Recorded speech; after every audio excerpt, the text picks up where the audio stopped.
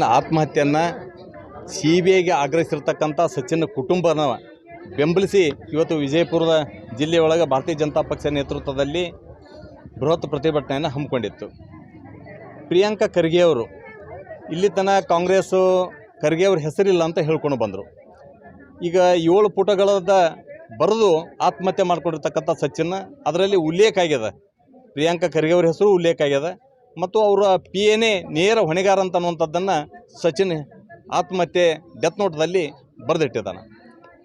ಪ್ರಿಯಾಂಕಾ ಖರ್ಗೆ ಅವರು ಭಾಳಷ್ಟು ಕಾನೂನುಬದ್ಧವಾಗಿ ಮಾತಾಡ್ತಕ್ಕಂಥವ್ರು, ಅತ್ಯಂತ ಅನುಭವಿ ರಾಜಕಾರಣಿಗಳು ಮತ್ತು ಗಾಂಧಿವಾದದ ಬಗ್ಗೆ ಮಾತಾಡ್ತಕ್ಕಂಥವ್ರು. ಮೊನ್ನೆ ಅವರು ಒಂದು ಹೇಳಿಕೆಯನ್ನು ಕೊಟ್ಟರು, ಏನಂತಂದ್ರೆ ನಾವು ಬೀದಿಗೆ ಇಳಿದ್ರೆ ನೀವು BJP ಅವ್ರು ಯಾರೂ ಮನೆಯೊಳಗೆ ಇರಂಗಿಲ್ಲ ಅಂತನ್ನುವಂಥ ಒಂದು ಧಮಕಿಯನ್ನು ಕೊಡ್ತಕ್ಕಂಥ ಕೆಲಸ ನೀವು ಮಾಡ್ತಾಯಿದ್ದೀರಿ. ಇವತ್ತು ಡೆತ್ ನೋಟ್ನಲ್ಲಿ ಸಚಿನ್ ಸುಪಾರಿ ಬಗ್ಗೆ ಸೋಲಾಪುರದವರು ಯಾರ್ಯಾರನ್ನ ಸಂಪರ್ಕ ಮಾಡಿದರು, ಅವರು ಗುರಿ ಅವ್ರ ಉದ್ದೇಶ ಏನಿತ್ತು ಅನ್ನೋಂಥದ್ರ ಬಗ್ಗೆ ಡೆತ್ ನೋಟ್ನಲ್ಲಿ ಸಂಪೂರ್ಣವಾಗಿ ಬರೆದಿಟ್ಟಿದ್ದಾರೆ. ಹೀಗಾಗಿ ಕಾಂಗ್ರೆಸ್ಸಿನ ಸರ್ಕಾರದ ಬಗ್ಗೆ ಇವತ್ತು ಜನರಿಗೆ ನಂಬಿಕೆ ಇಲ್ಲ. ಯಾಕಂದರೆ ಇವತ್ತು ಪೊಲೀಸರನ್ನ ಯಾವ ರೀತಿ ದುರ್ಬಳಕೆ ಮಾಡ್ಕೊತಾ ಇದ್ದೀರಿ ಅಂತ ಅನ್ನೋಂಥದ್ರ ಬಗ್ಗೆ ಇವತ್ತು ಬೆಳಗಾವಿ ಸುವರ್ಣಸೌಧದಲ್ಲಿ ನಡೆದಿರ್ತಕ್ಕಂಥ CT ರವಿಯವರ ಪ್ರಕರಣದಲ್ಲಿ ಇರ್ಬೋದು, ಇವತ್ತು ಇಡೀ ರಾಜ್ಯದಲ್ಲಿ ಅನೇಕ ಪ್ರಕರಣಗಳನ್ನು ನೋಡಿದೆ.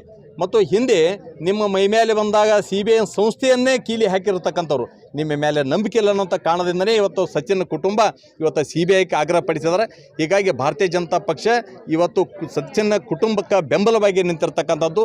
ತಕ್ಷಣವೇ ಇವತ್ತು ಸಿದ್ದರಾಮಯ್ಯನವರು ನೀವು ಪ್ರಿಯಾಂಕಾ ಖರ್ಗೆ ಅವ್ರನ್ನ ರಾಜೀನಾಮೆ ಪಡಿಬೇಕು, ಸಂಪೂರ್ಣ ಈ ಒಂದು ಏನು ಆತ್ಮಹತ್ಯೆ ಪ್ರಕರಣವನ್ನು CBIಗೆ ಕೊಡಬೇಕಂತ ಹೇಳಿ ನಾವು ಆಗ್ರಹಪಡಿಸ್ತೇವೆ. ಮತ್ತೊಂದು ಕಡೆ ಇವತ್ತು ರಾಜ್ಯದಲ್ಲಿ ಇವತ್ತು ಬಸ್ ದರವನ್ನು 15% ಏರಿಕೆ ಮಾಡಿರ್ತಕ್ಕಂಥದ್ದು, ಇದನ್ನು ಉಗ್ರವಾಗಿ ನಾವು ಖಂಡಿಸ್ತೇವೆ. ಸುಳ್ಳು ಹೇಳಿ ಇವತ್ತು ರಾಜ್ಯದಲ್ಲಿ ಆಡಳಿತಕ್ಕೆ ಬಂದಿರತಕ್ಕಂಥ ಕಾಂಗ್ರೆಸ್ ಸರ್ಕಾರ ಇವತ್ತು ಮಹಿಳೆಯರಿಗೆ ಉಚಿತ ಅಂತ ಹೇಳಿ ಗಂಡಸರ ಕಡೆಯಿಂದ ಇವತ್ತು ಕಿತ್ಕೊಳ್ತಕ್ಕಂಥ ಕೆಲಸ ನೀವು ಮಾಡ್ತಾಯಿದ್ದೀರಿ.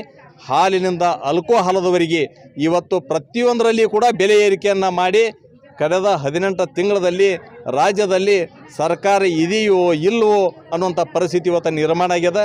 ಇವತ್ತು ಸರಣಿ ಬಾಣತಿಯರ ಸಾವು, ಇವತ್ತು ಆಸ್ಪತ್ರೆಗೆ ಹೋದ್ರೆ ಸರಿಯಾದ ಔಷಧಗಳಿಲ್ಲ, ಕಳೆದ ಅನೇಕ ತಿಂಗಳಿಂದ ನೌಕರರಿಗೆ ಸಂಬಳ ಇಲ್ಲ, ಇವತ್ತು ಖಜಾನೆ ಖಾಲಿ ಮಾಡಿ ಇವತ್ತು ರಾಜ್ಯ ಬರಬಾದ ಮಾಡಿ ಇಟ್ಟಿರ್ತಕ್ಕಂಥದ್ರು. ಹೀಗಾಗಿ ರಾಜ್ಯದ ಜನ ಇವತ್ತು ಕಾಂಗ್ರೆಸ್ ಸರ್ಕಾರದ ಬಗ್ಗೆ ಹಿಡಿ ಶಾಪ ಹಾಕಾಕತ್ತಾರ. ಆದಷ್ಟು ಬೇಗ ಈ ಸರ್ಕಾರ ತೊಲಗಬೇಕಂತ ಹೇಳಿ ಇವತ್ತು ರಾಜ್ಯದ ಜನ ಆಗ್ರಹ ಪಡಿಸಾಕತ್ತಾರ. ತಕ್ಷಣವೇ ಮುಖ್ಯಮಂತ್ರಿ ಅನುಭವ ಹೊಂದಿರತಕ್ಕಂಥ ಸಿದ್ದರಾಮಯ್ಯನವರು ಇವತ್ತು ರಾಜ್ಯದಲ್ಲಿ ಒಂದೇ ಒಂದು ಅಭಿವೃದ್ಧಿ ಕಾರ್ಯಗಳಾಗ್ತಾ ಇಲ್ಲ. ಇವತ್ತು ಹಿಂದೆ 40% ಅಂತ ಹೇಳಿ ಇವತ್ತು ಹಿಂದಿನ ಸರ್ಕಾರದ ಮೇಲೆ ನೀವು ಆರೋಪ ಮಾಡಿದ್ರಿ, ಅದಕ್ಕೆ ಯಾವುದು ಇವತ್ತಿನ ತನಕ ಪುರಾವೆಗಳಿಲ್ಲ. ಹೀಗಾಗಿ ಇವತ್ತು ಕಳೆದ 2 ವರ್ಷದಲ್ಲಿ ಸಂಪೂರ್ಣ ಭ್ರಷ್ಟಾಚಾರದಲ್ಲಿ ತೊಡಗಿರ್ತಕ್ಕಂಥ ಕಾಂಗ್ರೆಸ್ ಪಕ್ಷ ಇವತ್ತು ಈ ಸರ್ಕಾರ ಬೇಜವಾಬ್ದಾರಿಯಿಂದ ವರ್ತನೆ ಮಾಡ್ತಕ್ಕಂಥದ್ದು. ಹೀಗಾಗಿ ಸಂಪೂರ್ಣ ಈ ರಾಜ್ಯದ ಜನರಿಗೆ ನೆರವಿಗೆ ಇವತ್ತು ಸರ್ಕಾರ ಬರ್ತಾ ಇಲ್ಲ. ತಕ್ಷಣವೇ ಬೆಲೆ ಏರಿಕೆಯನ್ನು ಹಿಂತಗೋಬೇಕಂತ ಹೇಳಿ ನಾನು ಆಗ್ರಹಪಡಿಸ್ತೇನೆ.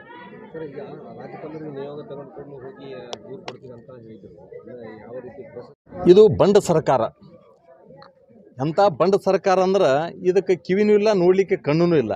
ಕಳೆದ ವರ್ಷ ರೈತರು ಸಾವಿರಾರು ಸಂಖ್ಯೆ ಒಳಗೆ ರೈತರು ಆತ್ಮಹತ್ಯೆ ಮಾಡಿಕೊಂಡ್ರು ಕೂಡ ಏನೂ ಆಗಿಲ್ಲ ಅನ್ನೋಂಥ ರೀತಿ ಒಳಗೆ ವರ್ತನೆ ಮಾಡಿದರು. ಇವತ್ತು ರಾಜ್ಯದಲ್ಲಿ ಕಳೆದ 6 ತಿಂಗಳಲ್ಲಿ 700ಕ್ಕೂ ಹೆಚ್ಚು ಬಾಣತಿಯರ ಹತ್ಯೆ ಇವತ್ತು ನಿಧನ ಆಗಿದ್ದಾವೆ. ಇದಕ್ಕೆ ಅನೇಕ ಕಾರಣಗಳದಾವಂತ ಅನ್ನೋಂಥದ್ರ ಬಗ್ಗೆ ಆ ಕುಟುಂಬದೊಳಗೆ ಹೇಳಕತ್ತಾರೆ, ಅನೇಕ ಡಾಕ್ಟರ್ಸ್ ಹೇಳಕತ್ತಾರೆ.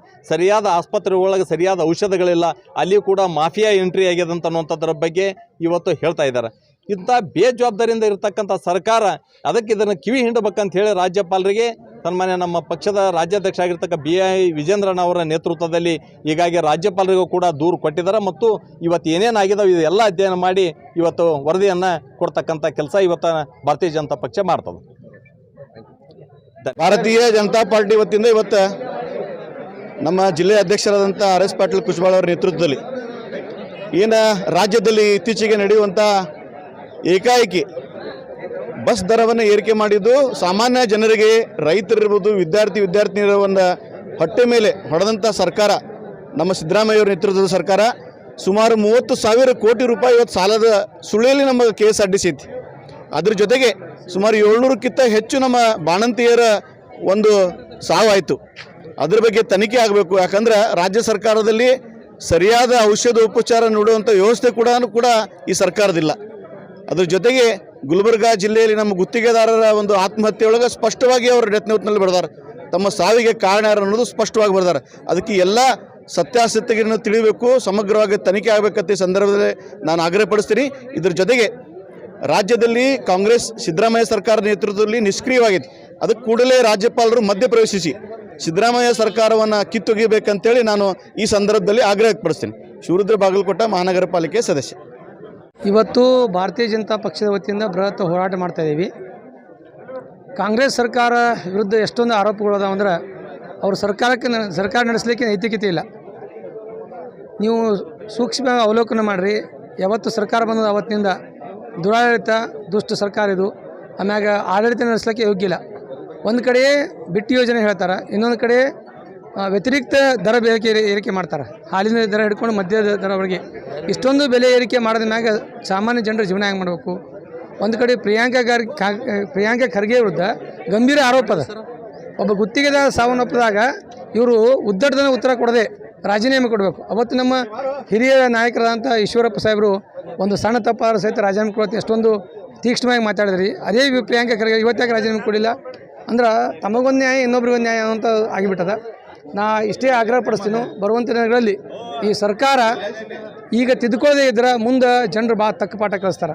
ಇದರಿಂದ ನೋಡಿ ಸರಣಿ ಸಾವಾದಾಗ ಸಹಿತ ಬಾಣಂತಿಯರು ಆ ಸಾವಿನ ಮನೆಗೆ ಹೋಗಿ ಒಂದು ಎರಡು ಸಾಂತ್ವನ ಮಾತುಗಳು ಹೇಳುತ್ತಾ ವಿಚಾರ ಇವತ್ತು ಇಲ್ಲ. ಇಂಥದ್ರಲ್ಲಿ ಇವರು ಸರ್ಕಾರ ಹೆಂಗೆ ನಡೆಸ್ತಾರೆ? ದರ ಬೆಲೆಗೆ ಏರಿಕೆ, ಪೆಟ್ರೋಲ್ ದರ, ಡೀಸೆಲ್ ದರ ಇವೆಲ್ಲ ನೋಡಿದ್ರೆ ಜನ ತತ್ತರಿಸಿ ಹೋಗ್ಯಾರ.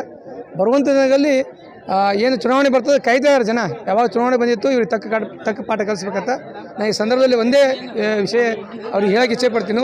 ನೀವು ಇವತ್ತು ಟೈಮ್ ಇರಲೇ ತಿದ್ದುಕೊಂಡ್ರೆ ನಿಮಗೆ ಮುಂದೆ ಒಳ್ಳೆಯದಾಗ್ತದೆ. ತಿದ್ದುಕೊಳ್ಳೋದ್ರೆ ನಿಮಗೆ ಭವಿಷ್ಯ ಇಲ್ಲ ಅಂತ ಈ ಸಂದರ್ಭ. रियासत के मुताबिक आज हमारे बीजापुर के भारतीय जनता पार्टी से एक रैली ने निकाल करके इस सरकार के वैफल्य को हम फिर पब्लिक के आम में लाने की कोशिश करें. और दूसरी बात क्या है, आज जो कांग्रेस सरकार जो ने ये योजना ने किया है करके अब जो पूरा डेवलपमेंट पूरा जीरो है, उस लिए क्या है इस डेवलपमेंट के लिए सरकार बहुत सारा क्या है पूरा फेल हो चुका है. उसलिए क्या मेरे एक दरख्वास्त है सरकार से, क्योंकि आज बस का चार्जर्स बहुत बढ़ा कर चुके हैं. उसलिए क्या है वो बस का जो किराया जो बढ़ाया है उसको रिटर्न करने के लिए हमारे अल्पसंख्यक हमारे बीजेपी मोर्चा से ये जो क्या है रैली निकाल करके सरकार को आग्रह किया है. मेरा नाम हुसैन गौंडी, अल्पसंख्यक जिला का.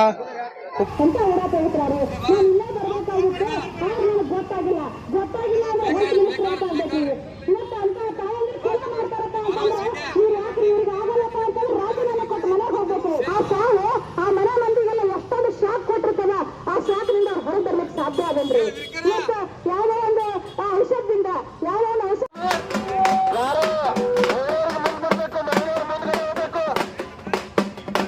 ಎಲ್ಲ ಪದಾಧಿಕಾರಿಗಳು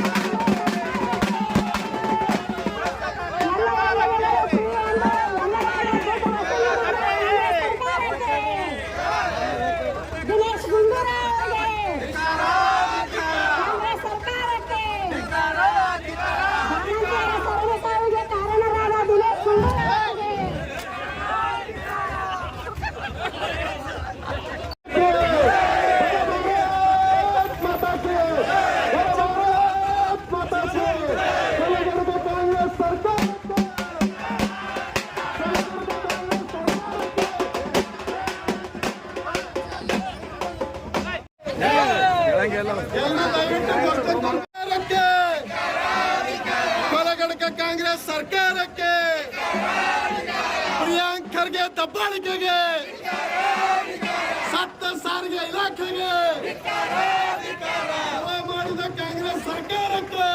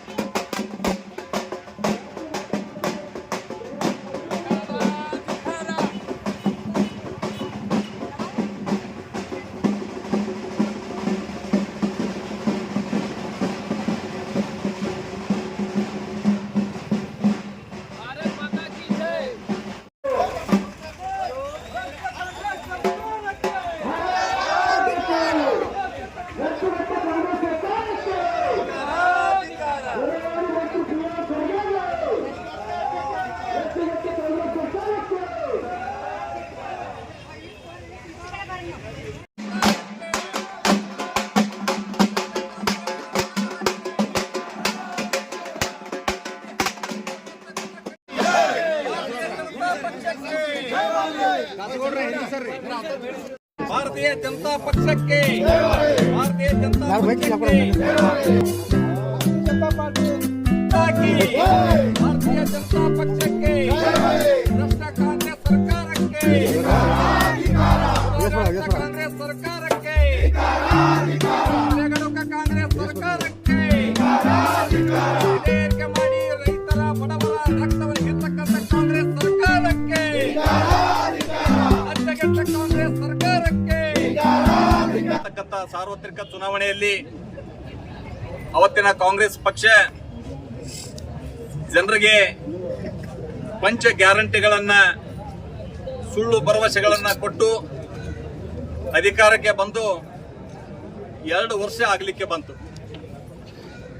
ಕಳೆದ 2 ವರ್ಷದ ಅವಧಿಯಲ್ಲಿ ಕಳೆದ ವರ್ಷ ಅನೇಕ ರೈತರ ಆತ್ಮಹತ್ಯೆಗಳು ರಾಜ್ಯದಲ್ಲಿ ಸಂಭವಿಸಿದವು. ಒಂದು ಕಡೆ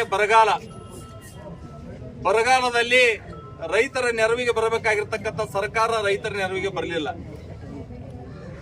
ಇವತ್ತು ರಾಜ್ಯದಲ್ಲಿ ಕಳೆದ 6 ತಿಂಗಳಲ್ಲಿ ಸುಮಾರು 700ಕ್ಕೂ ಹೆಚ್ಚು ಬಾಣತಿಯರ ಹತ್ಯೆ, ಇವತ್ತು ಸಾವುಗಳು ಸಂಭವಿಸಿದವು ರಾಜ್ಯದಲ್ಲಿ. ಸೌಜನ್ಯಕ್ಕಾದ್ರೂ ಕೂಡ ಬಾಣತಿಯರ ಮನೆಗೆ ಹೋಗಿ ಸಾಂತ್ವನ ಹೇಳ್ತಕ್ಕಂಥ ಕೆಲಸ ಕೂಡ ಇವತ್ತಿನ ಸರ್ಕಾರ ಮಾಡಲಿಲ್ಲ. ಇವತ್ತು ಆರೋಗ್ಯ ಇಲಾಖೆ ಮಂತ್ರಿಗಳು ಎಷ್ಟೊಂದು ಬೇಜವಾಬ್ದಾರಿ ಹೇಳಿಕೆ ಕೊಟ್ರಂದ್ರ, ಬಳ್ಳಾರಿ ಬೇರೆ ಬೇರೆ ಆಸ್ಪತ್ರೆಗಳು ಆಗಿರ್ತಕ್ಕಂಥ ನಿಧನಗಳು ನಮ್ಮ ಗಮನಕ್ಕೆ ಇಲ್ಲ ಅಂತ ಅನ್ನುವಂತ ಒಂದು ಹೇಳಿಕೆಯನ್ನ ಕೊಟ್ಟು ಬೇಜವಾಬ್ದಾರಿತನವನ್ನು ಮೆರೆದ್ರು. ಅಲ್ಲಿ ಒಬ್ಬ ಗುತ್ತಿಗೆದಾರ ಆತ್ಮಹತ್ಯೆ ಮಾಡಿಕೊಂಡ. ಆ ಆತ್ಮಹತ್ಯೆ ಡೆತ್ ನೋಟ್ ಬರೆಯತಕ್ಕಂಥ ಸಂದರ್ಭದಲ್ಲಿ ಲಕ್ಷ್ಮೀ ಹೆಬ್ಬಾಳ್ಕರ್ ಅವರ PA ಹೆಸರನ್ನ ನಮೂದು ಮಾಡಿದ. ಕಳೆದ ವಾರದ ಹಿಂದೆ ಬೀದರ್ದಲ್ಲಿ ಸಚಿನ್ ಎಂಬಂತ ಗುತ್ತಿಗೆದಾರ ತನ್ನ ಡೆತ್ ನೋಟ್ ನಲ್ಲಿ ಖರ್ಗೆ ಅವರ PA ಹೆಸರು ಬರೆದಿಟ್ಟು ಮತ್ತು ಸ್ವತಃ ಪ್ರಿಯಾಂಕಾ ಖರ್ಗೆ ಅವರ ಹೆಸರು ಕೂಡ ಅದರೊಳಗೆ ನಮೂದಿಸಿ ಆತ್ಮಹತ್ಯೆಯನ್ನ ಮಾಡಿಕೊಂಡಿತ್ತು. ಹಿಂದೆ ಬೆಳಗಾವದಲ್ಲಿ ಸಂತೋಷ್ ಎಂಬ ಗುತ್ತಿಗೆದಾರ ಆತ್ಮಹತ್ಯೆ ಮಾಡಿಕೊಂಡಾಗ ಈಶ್ವರಪ್ಪನವ್ರ ಮೇಲೆ ಅವತ್ತಿನ ವಿರೋಧ ಪಕ್ಷ ಕಾಂಗ್ರೆಸ್ ಇದೇ ಖರ್ಗೆ ಅವರು, ಪ್ರಿಯಾಂಕಾ ಖರ್ಗೆ ಅವರು ಏನೆಲ್ಲ ಹೇಳಿಕೆ ಕೊಟ್ಟಿದ್ರು ಅನ್ನೋದ್ರ ಬಗ್ಗೆ ಇವತ್ತು ದೃಶ್ಯ ಮಾಧ್ಯಮದಲ್ಲಿ ಬಿತ್ತರಿಸ್ತಾ ಇದ್ದಾರೆ. ಅಂದ್ರೆ ಇವತ್ತು ನಿಮ್ಗೆ ನೈತಿಕತೆ ಇಲ್ವಾ? ಇವತ್ತಿನ ಮುಖ್ಯಮಂತ್ರಿ ಸಿದ್ದರಾಮಯ್ಯನವರು ಅತ್ಯಂತ ಹಿರಿಯ ರಾಜಕಾರಣಿಗಳು, ರಾಜ್ಯದಲ್ಲಿ ಹಿಂದೆ 5 ವರ್ಷ ಮುಖ್ಯಮಂತ್ರಿಯಾಗಿ ಕೆಲಸ ಮಾಡಿರಿ. ಇವತ್ತು ಆ ಡೆತ್ ನೋಟದಲ್ಲಿ ಯಾರ್ಯಾರನ್ನ ಸುಪಾರಿ ಕೊಡ್ಬೇಕಂತ ಅನ್ನೋದ್ರ ಬಗ್ಗೆ ಯೋಚನೆ ಆಗಿತ್ತು. ಎಲ್ಲ ವಿಷಯಗಳನ್ನ 7 ಪೇಜ್ ಬರೆದು ಆತ್ಮಹತ್ಯೆ ಮಾಡಿಕೊಂಡದ್ದು ಅತ್ಯಂತ ಎಂತವರಿಗೂ ಅವರ ಕುಟುಂಬದವರನ್ನು ನೋಡಿದರೆ ಕಣ್ಣೀರು ಬರ್ತಕ್ಕಂಥ ಸ್ಥಿತಿ. ಇವತ್ತು ಈ ಒಂದು ಪ್ರಕರಣದಲ್ಲಿ ಏನಿವತ್ತು ದಿನನಿತ್ಯದ ಅವ್ರ ಸಂಕಷ್ಟಕ್ಕೆ ಕಾರಣ ಆಗತ್ತದ, ಆ ಭಾರ ಕಡಿಮೆ ಮಾಡ್ಬೇಕಂತ ಒತ್ತಾಯ ಮಾಡಿ ಇವತ್ತೇನು ರಾಜ್ಯದಲ್ಲಿ ಇವತ್ತು ಅಭಿವೃದ್ಧಿ ಶೂನ್ಯ ಆಗಿ ಇವತ್ತು ಕಾಂಗ್ರೆಸ್ ಸರ್ಕಾರ ಇವತ್ತು ಆಡಳಿತ ಮಾಡ್ತದ. ಇದನ್ನು ನಾನು ಉಗ್ರವಾಗಿ ಖಂಡಿಸಿಕೆಯಿಂದ ಇವತ್ತಿನ ಬೃಹತ್ ಪ್ರತಿಭಟನೆ ಭಾಗಿಯಾಗಿರ್ತಕ್ಕಂಥ ಎಲ್ಲ ವಂದನೆಗಳನ್ನ ಹೇಳಿ ಇವತ್ತು ಈಗಾಗಲೇ ನಮ್ಮ ಮನವಿಯನ್ನು